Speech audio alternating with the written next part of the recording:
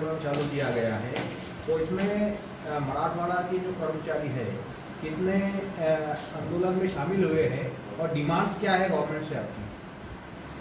आज और कल 2 दिन के लिए मराठवाड़ा के अंतर्गत आने वाले 8 ही जिलों में हमारे महसूल विभाग के अंतर्गत आने वाले कोतवाल जो सबसे नीचे वाला घटक है, वहाँ से लेकर तहसीलदार नायब तहसीलदार संगठन वहाँ तक आने वाले पूरे कर्मचारी संगठन इसमें शामिल है। लगभग 2,500 से 3,000 कर्मचारी इसमें शामिल है। हमारी 2 मांगे हैं। इससे पहले हमने मुख्य सचिव साहब, राज्य मंत्री महोदय और वरिष्ठ जो भी अधिकारी है उनको निवेदन दिए थे, और हमारे 2 जो मांगे हैं उसमें पर्टिकुलरली है, एक तो नायब तहसीलदार में जो प्रमोशन है अव्वल कारकुन और मंडलाधिकारी, ये संवर्ग में से नायब तहसीलदार की जो प्रमोशन है इतर विभाग में ऑलरेडी हो चुकी है।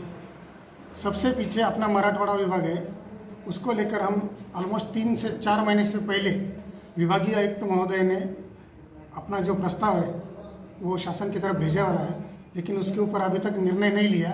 एक ये मांग है, और दूसरी जो मांग है हमारी वो है जो विभागीय समिति की जो चौकसी चालू रहती है उसके अंदर एक GR है, उसके तहत 1 साल के अंदर वो चौकसी पूर्ण करके किसी भी हालत में अगर एखादा कर्मचारी या अधिकारी प्रमोशन के लिए पात्र है तो उसका प्रमोशन होना जरूरी है।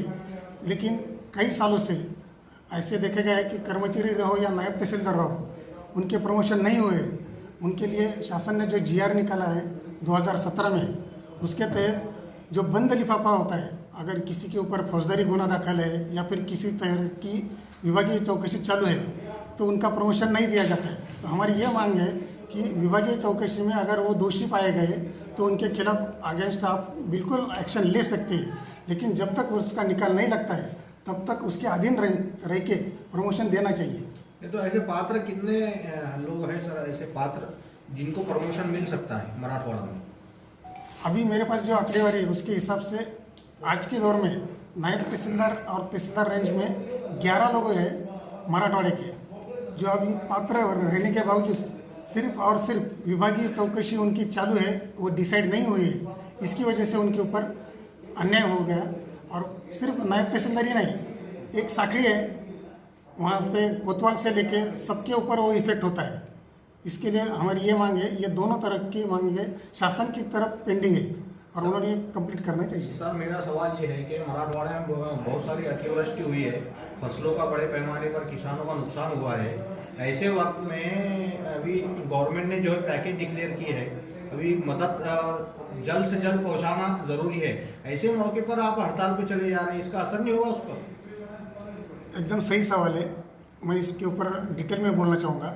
अगर आपने कोरोना का भी अगर आप सामने लेते हैं, पिछले 6-7 महीने से जिस तरह से महसूल डिपार्टमेंट में काम चालू है, हमारा कोतवाल से लेकर तलाटी रहो, अव्वल कारकुन रहो, क्लर्क रहो या फिर वरिष्ठ अधिकारी रहो, सब ने पूरी तरह से जो गौर गरीब जनता है उनके लिए सामने आकर काम किया है। उसी तरह से आपने जो बोला है कि पैकेज जो गवर्नमेंट ने डिक्लेयर किया है उसके तहत आज के स्ट्राइक में तलाटी और मंडलाधिकारी शामिल नहीं है, उन्होंने सिर्फ हमें पाठिंबा दिया है और बेसिकली काम जो है वो तलाटी और मंडलाधिकारी कर रहे हैं, वो काम चालू है हमारा। तो इस पर कोई इफेक्ट नहीं होगा उसका, मदद जो वाटअप करना है आपको किसानों? हमारी जो मांगे है वो शासन की तरफ है, गौर गरीब जनता को तकलीफ देना ही हमारी, इससे पहले भी कभी भी ये दोहरा नहीं थी। हमारे क्लियर इंटेंशन है, महसूल डिपार्टमेंट के पूरे अधिकारी रहो या फिर कर्मचारी रहो, सबका इंटेंशन क्लियर है कि गौर गरीब जनता की सेवा करना। लेकिन कुछ हद तक जो हमारी डिमांड है, अगर हम शासन की तरफ नहीं पेश करेंगे तो किसकी तरफ पेश करेंगे? एक तरफ आपने देखा है कि कुछ भी अगर नया पैकेज आता है गवर्नमेंट का तो सबसे पहले महसूल डिपार्टमेंट की तरफ वो थोप देते हैं और वो हम पूरी तहे दिल से करते हैं। फिर हमारी मांग है। आपका नाम? मैं महेंद्र गिरगे, विभागीय सर चिटनीस औरंगाबाद विभाग। सर आपके जो डिमांड्स है गवर्नमेंट जो है पूरी नहीं करती है, ये 2 दिन की हड़ताल में रजा के, तो आगे की दिशा क्या है संगठन की? देखिए, हमने जो ये आंदोलन किया है 3 टप्पे में किया है। 1 तारीख को 1 दिवस का रजा आंदोलन था, आज और कल 2 दिन का है। इसके ऊपर भी अगर गवर्नमेंट हमारी तरफ से कुछ भी अगर एक्शन नहीं लेती है तो 20 नवंबर से पूरा मराठवाड़ा बेमुदत बंद का इशारा हमने दिया है। उससे पहले हमारी इच्छा है कि यह नौबत हमारे ऊपर नहीं आना। फिर भी अगर गवर्नमेंट इसके ऊपर ध्यान नहीं देती है तो 20 नवंबर से हम बेमुदत इस संप करने वाले हैं।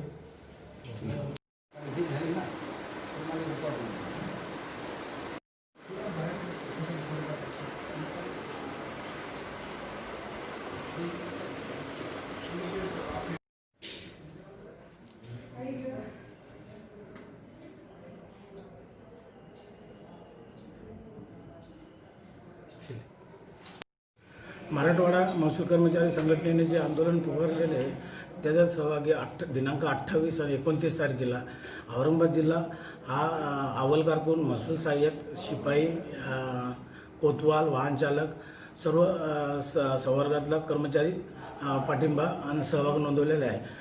नायब अव्वल कारकून ते नायब तहसीलदार प्रमोशनसाठी हा मराठवाड्याने पुकारलेला संप आहे। त्यात औरंगाबाद जिल्हा 100% सहभागी आहे। या अगोदर 1 तारखेला आंदोलन सामूहिक रजेचे आंदोलन झाले होते। त्याच्यानंतर आमची जी मागणी ती पूर्ण नसते झाल्यामुळे मराठवाड्याकडून त्यासाठी आम्ही आज 28 ते 29 दिवशी संप करत आहे आणि आज रोजी औरंगाबाद जिल्ह्यामध्ये एकूण 454 कर्मचारी या संपात सामूहिक रजा आंदोलनात सहभागी आहेत। अरविंद धोंगडे, जिल्हा अध्यक्ष, महसूल कर्मचारी संघटना।